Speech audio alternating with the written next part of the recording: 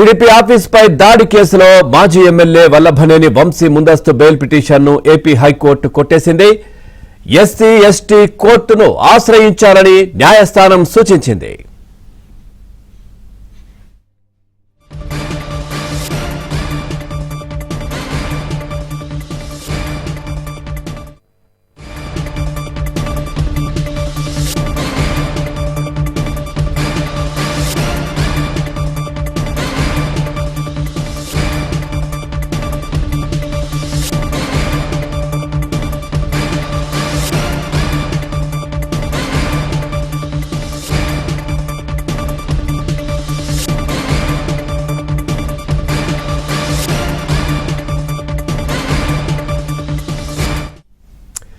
Right, breaking news చూస్తున్నాం. TDP ఆఫీస్పై దాడి కేసులో మాజీ ఎమ్మెల్యే వల్లభనేని వంశీ ముందస్తు బెయిల్ పిటిషన్ను ఏపీ హైకోర్టు కొట్టేసింది.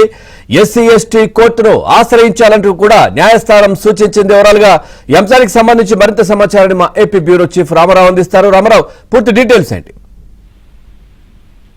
పవన్, గన్నవరం టీడీపీ కార్యాలయం విధ్వంసం కేసులో గన్నవరం మాజీ ఎమ్మెల్యే వల్లభనేని వంశీకి హైకోర్టు షాక్ ఇచ్చింది. ఈ కేసులో ముందస్తు బెయిల్ ఇచ్చేందుకు నిరాకరించింది. అదేవిధంగా ఈ కేసులో ఎస్సీ ఎస్టీ అత్యాచారాల నిరోధక చట్టం వేధింపుల నిరోధక చట్టం కింద సెక్షన్లు ఉండటంతో ఏమైనా అవసరం అయితే మీరు ఎస్సీ ఎస్టీ కోసం సంప్రదించాలి అని కూడా హైకోర్టు ఆదేశించింది. దీంతో పాటు మరో కీలకమైన అంశం ఏంటంటే, ఇదే కేసుకు సంబంధించి ఇందులో ఎవరైతే ఫిర్యాదు చేశారో సత్యవర్ధన్ అని చెప్పి అతన్ని వంశీ అనుచరులకు కిడ్నాప్ చేసి వంశీ దగ్గరికి తీసుకువెళ్లి అక్కడ వేధించారు అని చెప్పి ఆరోపణలు రావటం, ఆ తర్వాత దీనిపై విచారణ జరిపిన పోలీసులకి వంశీ ఈ కిడ్నాప్ కు పాల్పడ్డాడు అని చెప్పి తేలటంతో పాటు సీసీటీవీ ఫుటేజ్ లభించడంతో ఆ కేసులో ఇప్పటికే వంశీని అరెస్ట్ చేశారు.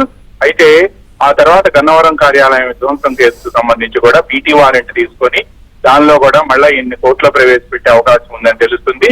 ఇప్పుడు హైకోర్టు ఇప్పటికే ముందస్తు బెయిల్ కు సంబంధించి తిరస్కరించింది. ఇదే కేసులో గతంలో కూడా 36 మందికి ముందస్తు బెయిల్ ఇచ్చేందుకు హైకోర్టు నిరాకరించింది. ఆ తర్వాత వీళ్ళు విజయవాడలో ఉండే ఎస్సీ ఎస్టీ కోర్టును ఆశ్రయించారు. అక్కడ కూడా కోర్టు వీళ్ళు 35 మందికి కూడా ముందస్తు బెయిల్ ఇచ్చేందుకు నిరాకరించింది.